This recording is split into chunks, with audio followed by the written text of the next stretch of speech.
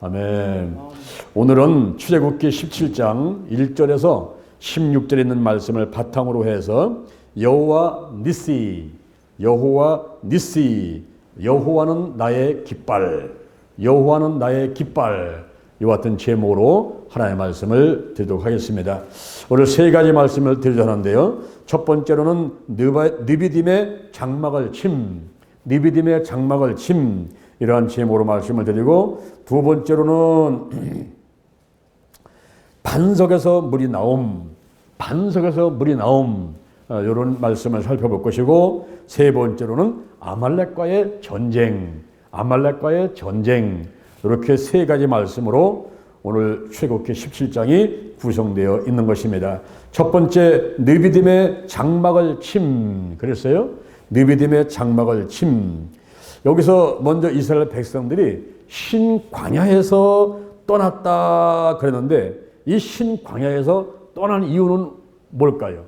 그 신광야에서 그대로 여기가 좋사오니 하면서 살면 될 텐데 그 신광야를 떠날 수밖에 없었습니다. 왜냐하면 정치, 경제, 군사적으로 영원한 안식처가 아니었고, 그리고 여호와 하나님이 약속하신 언약의 땅이 있었어요. 여호와 하나님이 약속하신 언약의 땅, 그 땅을 가기 위해서는 아무리 싫어도 힘들어도 신광야를 떠날 수밖에 없었던 것입니다. 우리도 마찬가지예요. 여러분들 이사 몇 번 다녔습니까? 지금까지 살아오시면서 이사 몇 번 다녔어요? 저는 7번 이사를 했어요. 7번.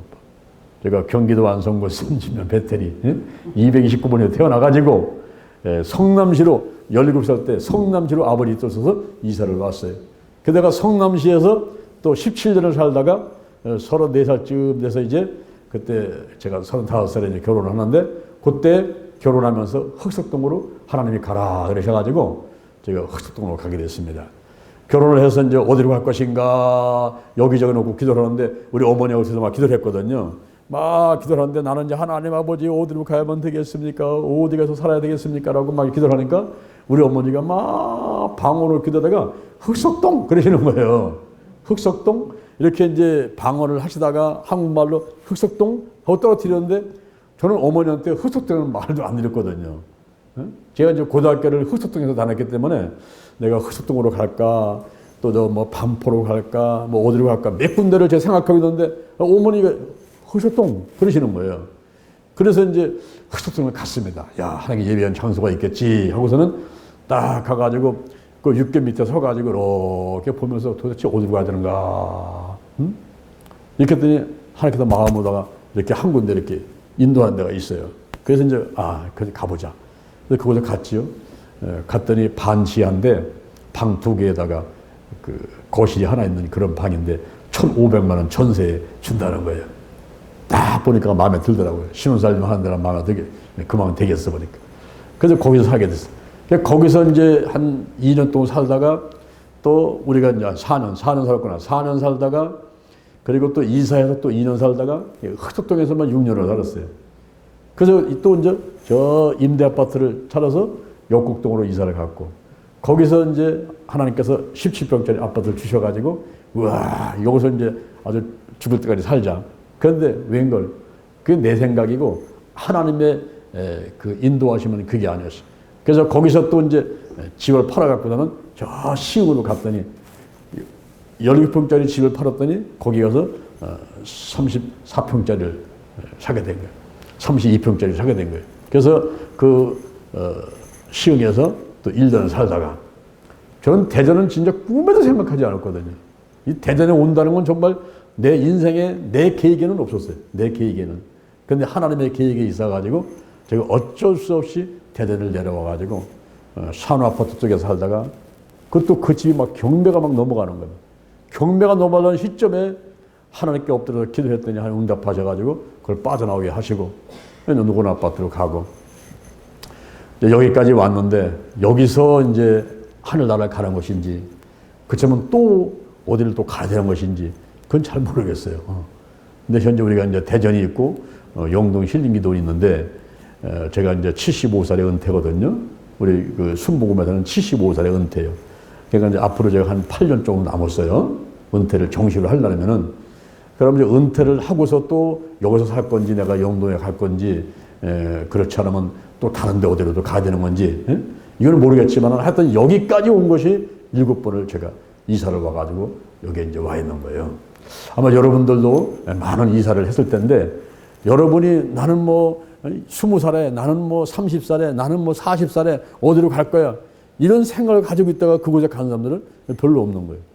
그래서 생전에 꿈도 안 꿨는데 여기 오게 됐다. 이런 생각들을 많이 하게 되는데요. 바로 이스라엘 백성들이 젖과 꿀으는 가나안 땅. 그런 이미 벌써 아브라함을 통해서 하나님께서 약속한 땅이었어요. 너희들이 애굽에 있다가 430년 만에 너희 나온다. 그래서 들어갈 땅이 있는데 그거는 젖과 꿀이 흐르는 땅이다. 이렇게 이들이 약속의 땅이 있었어요. 우리같이 뭐 아이고 내가 어디서 살지 몰라 흑석동인지 뭐 역곡인지 꿈도 못 꾸고 생각도 못하는 이게 아니라 이 사람들한테는 아예 들어갈 땅이 있었어요. 들어갈 땅. 그 마찬가지로 저와 여러분에게도 들어갈 땅이 있습니다. 그 땅이 무슨 땅이냐? 따라합니다. 에버랜드가 어디예요? 저 용인에 있는 에버랜드입니까? 그 놀이터? 거기가 아니고 에버랜드. 영원한 천국. 영원한 천국. 사람이 지은 게 아니에요.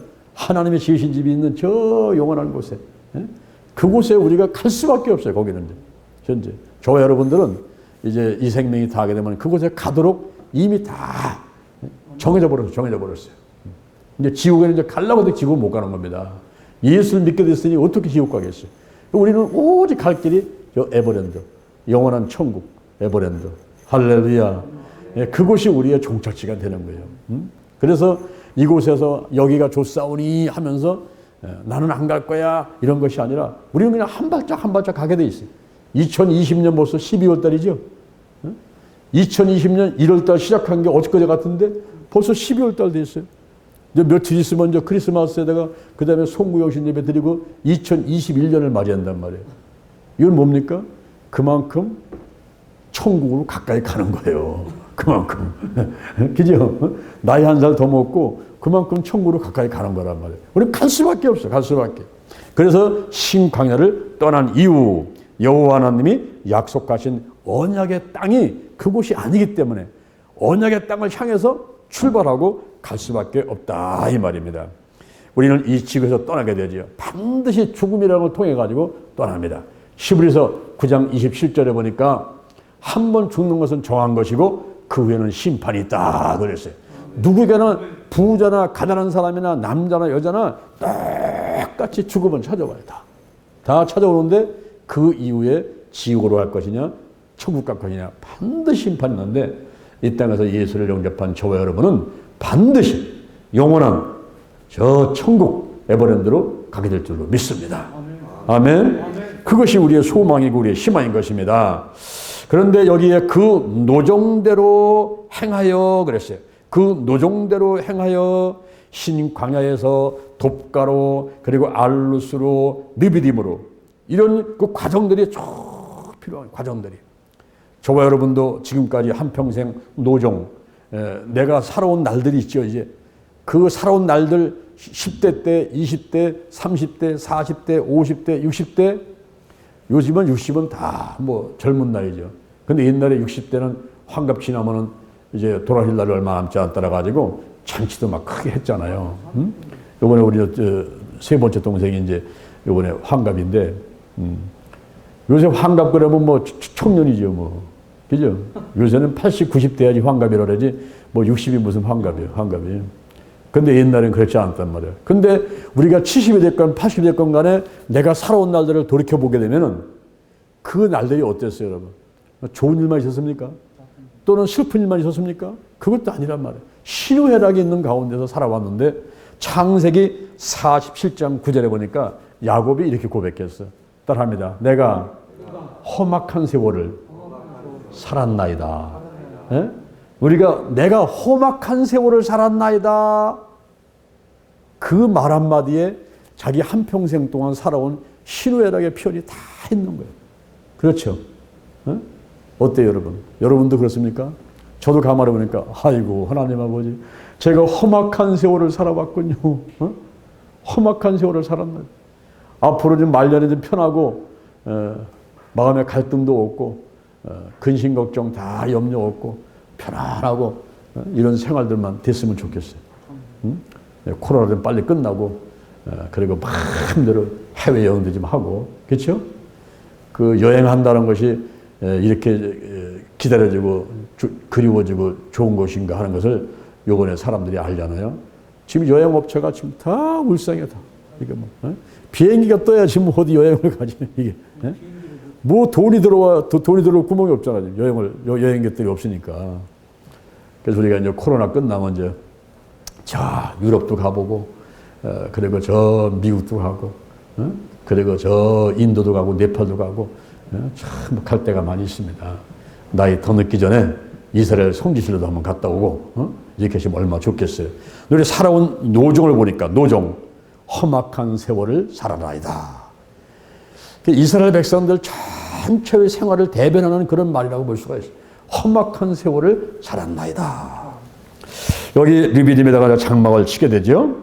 르비딤은 뜻이 원기회복입니다. 원기회복. 시내산에서 가장 가까운 곳인데 여기에 도착했는데 물이 없는 거예요.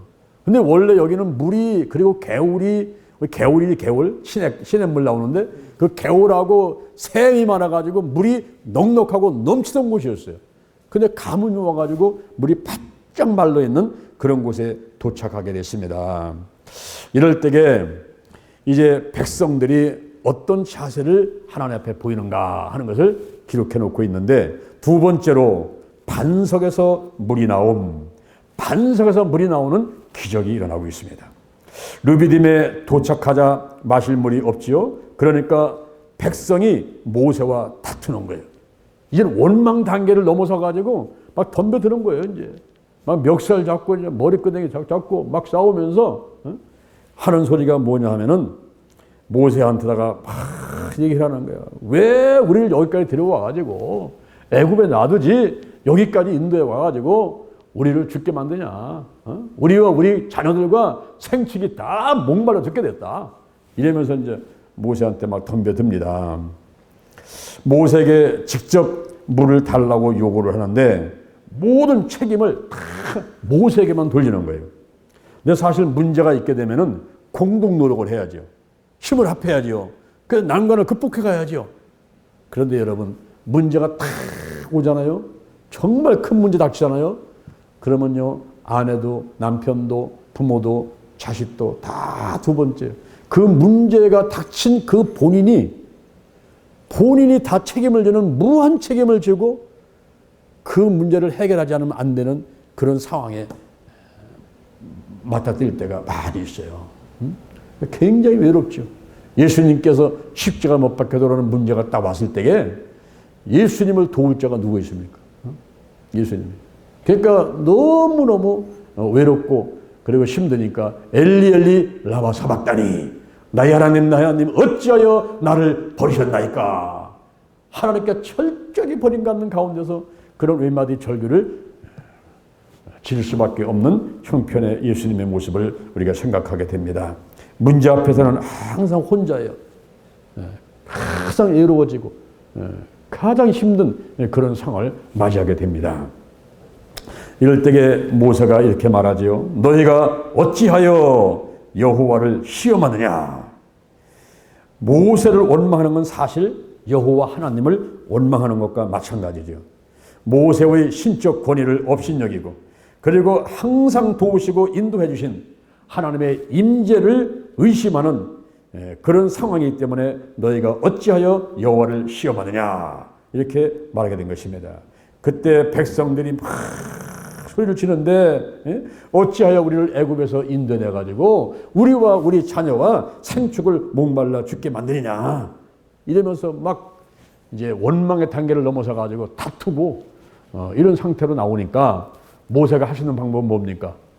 그 백성들과 멱살 잡고 싸워봐야 손해는 모세가 손해죠. 항상 지도자가 손해요.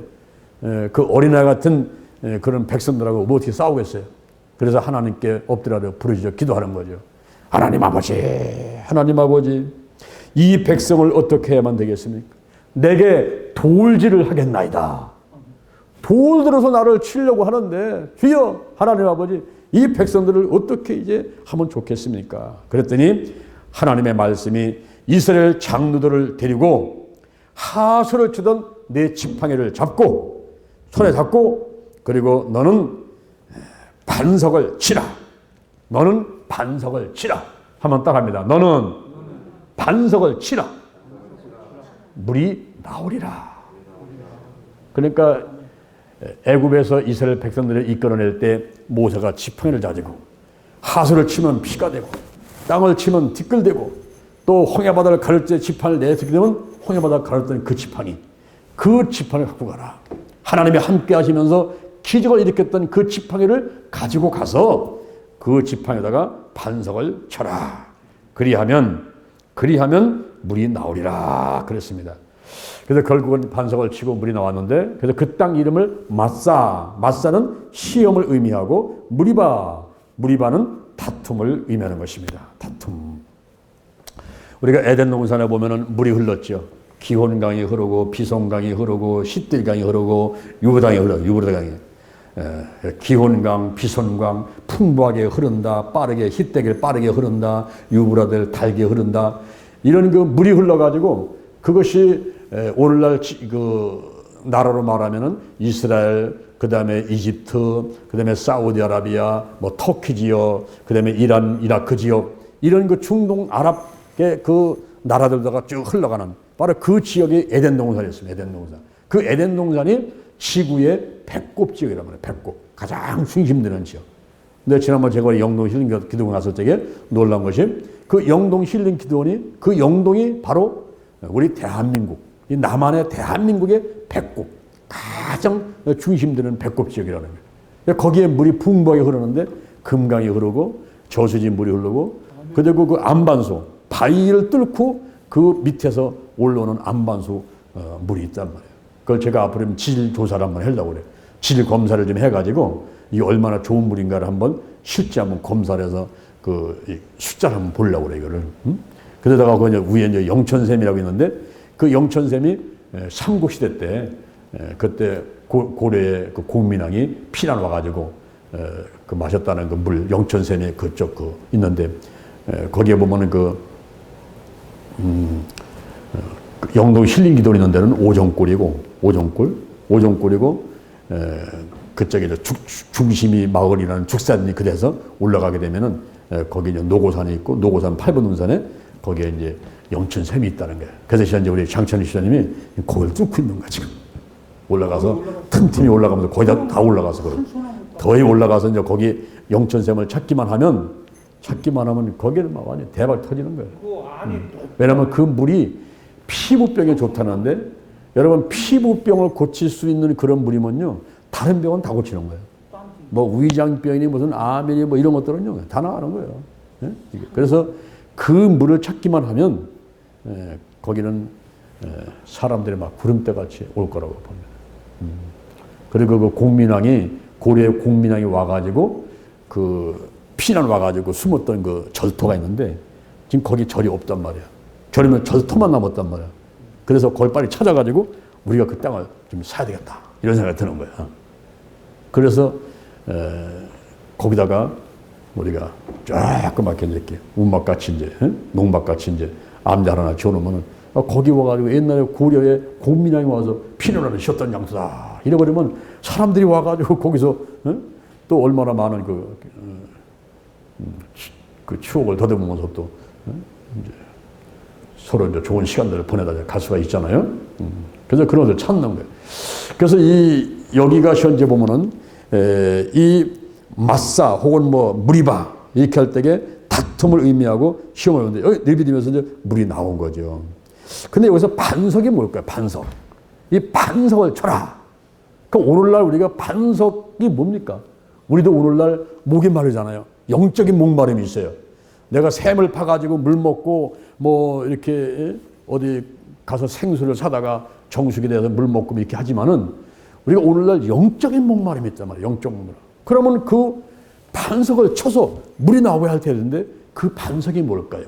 우리가 성경은 성경으로 해석하는데 성경에 고린도 전서 10장 4절에 보니까 다 같은 신령한 음료를 마셨으니 이는 저희를 따르는 신령한 반석으로부터 마셨음에 그 반석은 곧 그리스도시니라. 한번 따라합니다. 그 반석은 곧 누구요? 예수님. 예수 그리스도. 이 그리스도라는 말이 뭐냐면은 기름을 부었다 이런 뜻이에요. 그래서 히브리 말로 말하면 메시아. 그래서 예수님이 예수 그리스도시야. 예수님은 기름 부음을 받아가지고 선택을 받은 분이란 말이죠. 그래서 누가복음 4장 17절에 보면 주의 성령이 내게 임하셨으니 이는 내게 기름을 부으시고 나를 보내사 가난한 자에게 복음을 전하게 하시고 포된 자를 자유케 눌린 자를 자유케 하고 눈먼 자를 다시 보게 하고 주의 은혜 후에 신년이죠. 50년 되면 해방되는 거, 7년에서 자유케 되는 거, 이런 거를 전하려고 하는 예수님께서 바로 성령을 받아요. 성령. 그래서 그리스도예요. 그리스도. 기름 부음 받은 자 그리스도. 이 반석이 바로 그리스도시니라 그랬어요. 여기 신령한 음료는 뭘까요? 그 신령한 반석에서 신령한 음료가 나오는데 그 음료가 바로 뭐냐면 물이고 또 피입니다. 예수님 몸에서 물이 쏟아지고 피를 넣는데 그 피가 능력이 있는 거예요. 그 피가. 로마서 5장 9절에 보니까 아담과 하와가 지는 원죄는 그 피로 말미암아 우리가 의롭게 된다. 그래서 예수를 내가 영접함으로 해서 예수의 피, 그 보혈의 능력으로 우리 원죄가 씻겨지고, 할렐루야. 또 우리가 알게 모르게 지은 죄, 내가 생각으로 지은 죄, 마음으로 지은 죄, 입으로 손으로 발로 하며 지은 죄, 이 모든 죄는 요한일서 1장 7절에 그 아들 예수의 피가 우리를 모든 죄에서 깨끗하게 하실 것이요. 바로 예수의 피로 말미암아 우리의 죄가 깨끗하게 씻겨진단 말이에요. 요한계시록 12장 11절에 보니까 그 어린 양의 피와 자기의 증거하는 말로 마귀를 이겼으니 죽음의 영, 우상의 영, 거짓의 영, 음란의 영, 미움의 영, 욕심의 영, 교만의 영, 의심의 영, 가난, 저주, 실패, 질병의 영들이, 이 악한 영들이 예수의 피 앞에 다 떠나가는 것입니다. 아멘. 바로 여기서 신령한 음료는 뭐냐? 신령한 반서 나오는 신령한 음료는 바로 물과 피를 말하는데 요한 1서 5장 8절에 보니까 그 물과 피와 성령은 셋이 합하여 하나다. 그래서 하나다. 그래서 요한복음 7장 37절에서 요한복음 7장 37절에서 누구든지 목마르거든 내게로 와서 마시라. 나를 믿는 자는 성경에 이른 것 같이 그 배에서 생수강이 흘러나리라. 이는 너희가 받을 성령을 가리켜 말씀하시는 것이니라. 예수를 영접하니까 물과 피와 성령 하리라. 피가 있는 곳에는 성령이 임재하게 되고 성령의 불을 받고 성령이 충만하는 이런 것을 말하고 있는 거예요. 그래서 여기 모세가 부르짖어서 반석을 쳐라 물이 나오리라. 이럴 때에 오늘날의 반석은 바로 예수님이시고 우리 예수님을 가까이 가서 예수님과 더불어 교제하고 성령 감화감동 받고 충만하게 되니까 이제 고린도전서 2장 9절에 보니까 하나님이 자기를 사랑하는 자들을 위해서 예비한 모든 것을 우리의 눈으로 보지 못해, 우리 귀로 듣지 못해, 우리 마음으로 생각하지 못해요. 이 모든 것을 성령으로 보이셨으니 성령은 모든 것 하나님의 깊은 곳에도 통달하시려니라. 그래서 우리가 성령이 충만하면 막 영안이 열리는 거예요. 남들이 보지 못하는 그런 영안이 열려갖고서는 막 환상으로 꿈으로 막 예언을 하게 되고 그리고 각종 은사가 막 나타나고 하면서 보이는 세계 보이지 않는 세계를 탁 보면서 살아갈 수 있는 사람이 된다 이 말이에요. 할렐루야. 그래서 여기 느비딤에서 반석에서 물이 나왔다 하는 이 사건이 오늘날 아주 중요한 우리에게 신앙적인 의미를 주고 있습니다. 그다음에 세 번째 마지막으로 아말렉과의 전쟁을 하게 됩니다. 여기 아말렉 족속은 에돔 사람들로부터 갈라져 나와서 시내 반도에서 세력을 이루고 그리고 유랑을 하면서 유목민들로 생활을 했던 사람들을 이제 아말렉 족속 그러죠. 에돔이 누굽니까? 에돔이 에서의 그 후손들로 만든 종족인데 에서는 야곱과 더불어서 쌍둥이 형제였잖아요. 쌍둥이 형제.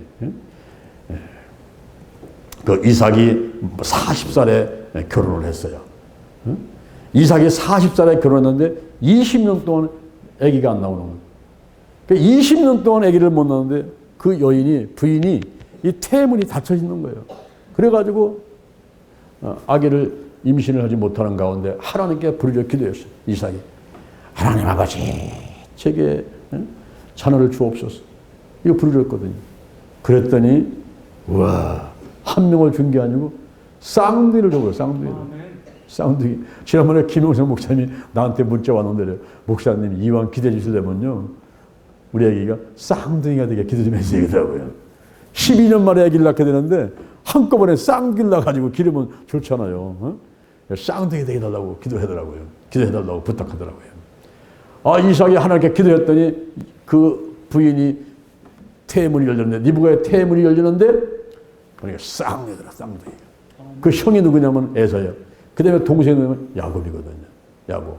그런데 뱃속에 있을 때 하나님께서 말씀하셨는데 이 어린 자가 작은 자가 큰 자보다 그 형보다 더 잘 된다는 거예요.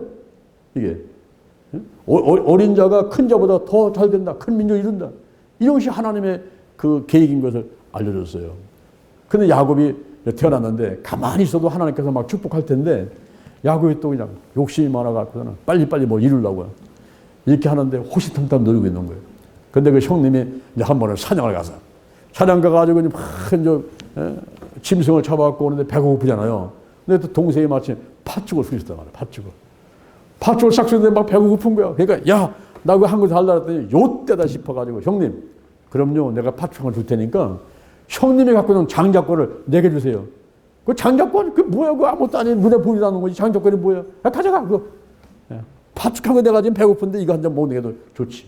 그래가지고는 장작권을 야곱한테다가 줘버렸어요. 그 장작권이 뭐냐? 하나님의 상속권, 하나님의 축복이 있는 그런 놀라운, 엄청난 그게 믿음의 큰 그릇이고 축복권인데 그거를 갖다가 그냥 대수롭지 않게 여기고서는 동생한테 줘버린 거예요. 팥죽한 거라서. 며칠 전에 뭐였어요? 무슨 날이었어요? 며칠 전에? 동짓날이죠, 동짓날. 동짓날 뭐 먹었어요? 팥죽 드셨어요? 안 먹었어요? 왜 안 먹었어요? 내가 뺏어 먹을까봐.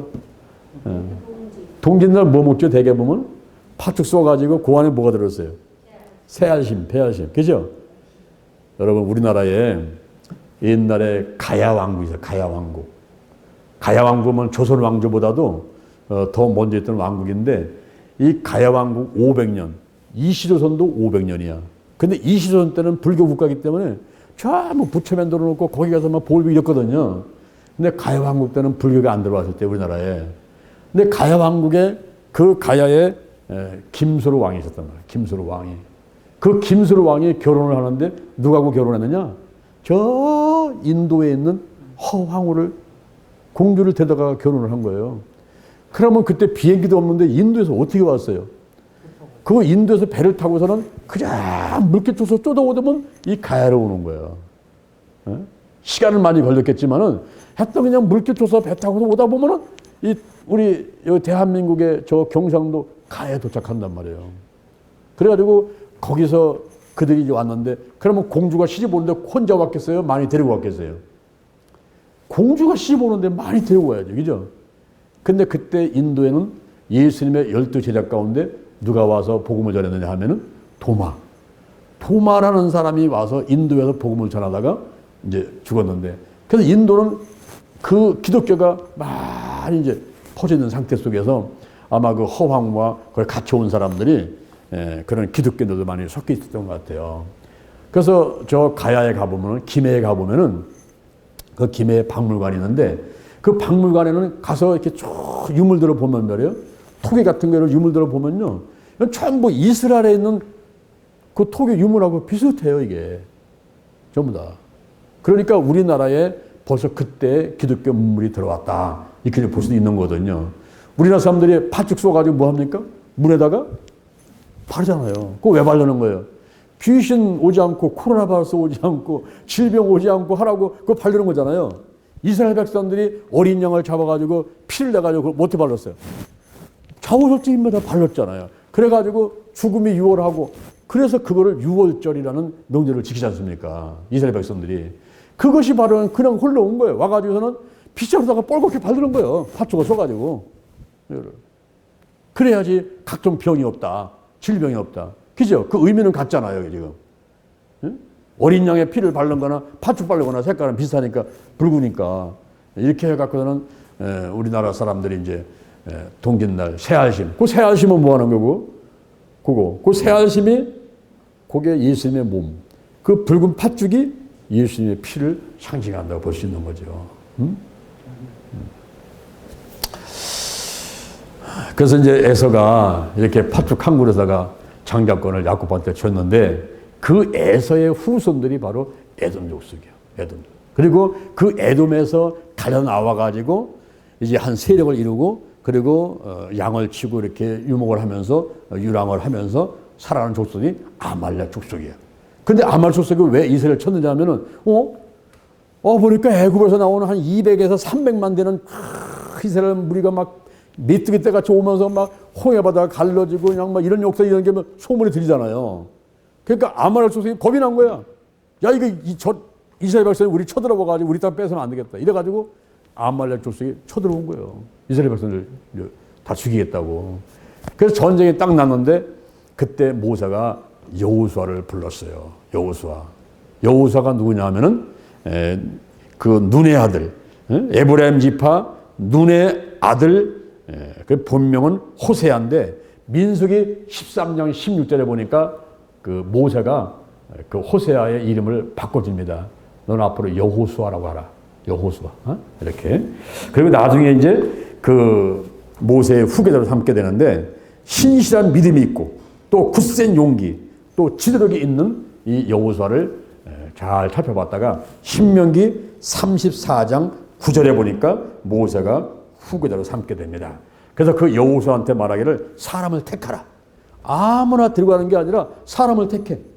사람을 택해가지고 그 사람들을 들고 나서 싸우라. 나는 무슨 일을 했거냐. 모세는 내가 지팡이를 잡고 아론과 훌과 함께 산꼭대기에 가서 기도를 하리라. 뭐 한다고요? 기도한단 말이에요. 기도. 그래서 모세는 아론과 훌과 더불어 산꼭대기에 올라가서 기도하겠다고 올라가고 여호수아와 군사들은 나가서 싸우게 되는 겁니다. 자, 그럴 때에 칼을 가지고 싸우기만 하면은 이기는 겁니까? 절대 그렇지 않다는 거야. 오늘날 여호와 하나님이 바로 나와 함께 하시고 도와주셔야지 이 전쟁에서 싸움에서 이길 수 있다는 것을 보여준 거란 말이에요. 그래서 아말렉과 이스라엘 백성이 싸우는데 그때 이 기도할 때 그 싸울 때도 여호수아 혼자서 싸우는 게 아니죠. 그 사람들을 택해가지고 데려나서 싸우라 했듯이 이 모세도 산에 올라갈 때 혼자 올라간 게 아니란 말이에요. 혼자. 기도할 때도 동역자가 필요해요. 지난번에 내가 영동 hil교에서 금식할 때에 우리 창철 입사님 계시니까 든든하더라고. 나는 이쪽 방에서 장 입사는 이쪽 방에서 문을 열고 나가면은 거기 봉숭아라는 강아지가 있는데 그 강아지가 또 막 달려와요. 그래서 저리 가라도 그냥 계속 쫓아다니고 우리를. 산까지 막 올라가고 막. 그러니까 뭐냐면 사람이 같이 해도 강아지가 같이 하고 이렇게 하니까 막 힘이 난단 말이에요, 이게. 혼자 있으면 얼마나 외롭겠냐고 힘들고, 그죠? 기도할 때에 사람이 필요한데 이 모세하고 함께 가는 누구냐 하면은 아론이 누구냐? 모세의 형이요. 모세의 형님이 동생하고 같이 기도하겠다고 쫓아 올라가고 또 한 사람이 훌인데 훌이 누구냐? 이 사람이 누이, 이 모세한테 누나가 있잖아요. 그 누이의 남편이에요. 남편. 훌이. 그런데 이 훌이 미리암의 남편인데 유다 지파 갈렙의 후손이고 성막 건축을 한 부살렐의 조부 할아버지인데, 그러니까 이 집안이 훌의 집안이 하나님께 얼마나 귀하게 쓰임받는 집안인가 하는 것을 알 수가 있죠. 그런 신앙인들을 하나님께서 붙들고 쓰는 거예요. 쓸 때. 그래서 아론과 훌이 모세와 함께 올라가서 산꼭대기에 올라가서 기도를 하는데 모세가 손을 들면 누가 이겨? 이스라엘이 이기고, 모세가 피곤해가지고 손을 내리면 누가 이겨? 아말렉이 이기는 거예요. 그러니까 앞에서 칼 갖고 싸우는 것도 잘하는 거지만 그것만 갖고는 승리가 안 된단 말이에요. 하나님이 함께 해야 된단 말이에요. 그래서 손을 들었는데 이스라엘 이기고 손을 내렸는데 아말렉 이기니까 아론과 훌이 아예 안 되겠다. 이거 안 되겠다. 그래가지고 옆에다 돌을 갖다 놓고 아론과 훌이 옆에 서가지고 모세의 손을 해가 질 때까지 들고 있었어요. 해가 질 때까지. 그때 누가 이겼을까요? 이스라엘이 이겼단 말이에요. 그래서 모세가 너무나 감사해가지고 단을 쌓는데 오늘 말하면 예배를 드린다는 거죠. 예배. 그 당시에 예배를 드린다. 단을 쌓는다. 그 단을 쌓으면서 한 말이 뭐냐? 딱 합니다. 여호와 니시. 이 말이 무슨 말이에요? 여호와가 나의 깃발이라. 깃발. 이 깃발은 뭐 하는 거예요? 막 응원할 때 막 깃발 흔들죠? 어? 응원할 때. 그러면 그 선수들이 힘을 내죠? 막 깃발 흔들면 깃발을 딱 씌워놓으면 그 다 모인단 말이야. 야, 우리 저 깃발을 가자. 이렇게. 그래서 소속의 의치를 표시하기도 하고 힘을 주기도 하는 게 깃발인데 바로 누가? 여호와가 나의 깃발이란 말이에요. 코로나 발생할 때 우리가 어디로 모여야 돼요? 여호와 하나님께로 모이자는 말이야. 여기에 소속이 되고 그러면 여기서 힘을 주시고 하나님이 지켜주시고 그래가지고 코로나 발생가 한 길로 왔다가 7길로 따라간단 말이에요. 할렐루야. 야, 저는 이번에 너무 감사했던 게 내가 주일날 영상을 좀 보여드릴 건데 이 코로나 바이러스에 걸린 사람들이 그냥 몇 번만 먹으면 낫는 치료제가 생겼어요. 그래서 우리 성도들 가운데서 혹시 코로나 걸리면 저한테 빨리 연락하면은 내가 빨리 가서 그거 갖고 오게 되면 여러분들은 안 죽고 살아날 수 있는 그 길이 열렸단 말이에요. 이거 얼마나 감사한지 몰라 이게. 근데 그게 뭐냐? 그게 뭐냐 하면은 딱 합니다. 고추나무. 고추나무. 그게 뭐예요? 고추죠, 고추. 고추나무. 고추나무 있죠? 고추대. 고추대. 그게 바로 약이라는 거야, 그게. 고추대가. 소나무가 왜 좋습니까? 여러분, 나무 중에서는 소나무가 가장 우리 인간한테 유익한 나무가 소나무예요. 왜 그러냐? 거기서 피톤치드가 나옵니다. 이 피톤치드가 뭐냐 하면은 그 소나무가 벌레가 와가지고 자기를 먹고 죽이려고 하는 그 벌레를 물리치기 위해서 내뿜는 게 피톤치드란 말이에요. 피톤치드. 근데 그게 사람한테는 너무너무 좋은 거예요. 피톤치드만 마시면 세로토닌이 올라가고 세로토닌 올라가니까 밤에 멜라토닌이 올라가니까 잠이 잘 오고 막 기분이 좋고 산에 가서 산림욕 한다. 산림욕. 그 산림욕이 뭐냐면은 바로 피톤치드를 마시는 거예요. 산소를 마시고. 그래서 산속에 가면 공기가 좋아요, 좋아요? 좋단 말이에요. 왜 좋아? 산소도 많이 나오지만 피톤치드 나오는데 여러분 영동 힐링기도에 10만 평에다가 소나무가 쫙 생겼는 기가 막힌 곳이에요. 그리고 또 하나 기가 막힌 게 있어요. 뭐냐? 거기에 우리가 고추밭을 샀잖아요. 작년에 540병 고추밭을 샀잖아요. 그 장집사고요, 고추밭. 앞으로 거기다 고추 농사를 해야 돼, 우리가. 고추 농사를. 고추 농사를 해가지고 고추를 팔고 고추를 먹는 것도 좋지만 그 고추대, 요 고추대를 말려가지고 그거를 상사서 썰어가지고 요거를 갖고 전도를 하자 이 말이에요. 이 고추대가 코로나 바이러스를 이기고 죽어가는 사람을 살린다면요, 나머지 감기약, 독감 뭐 이런 거 예방주사 안 맞아도 돼요. 그냥 그 고추대만 삶아서 먹으면 되는 거예요.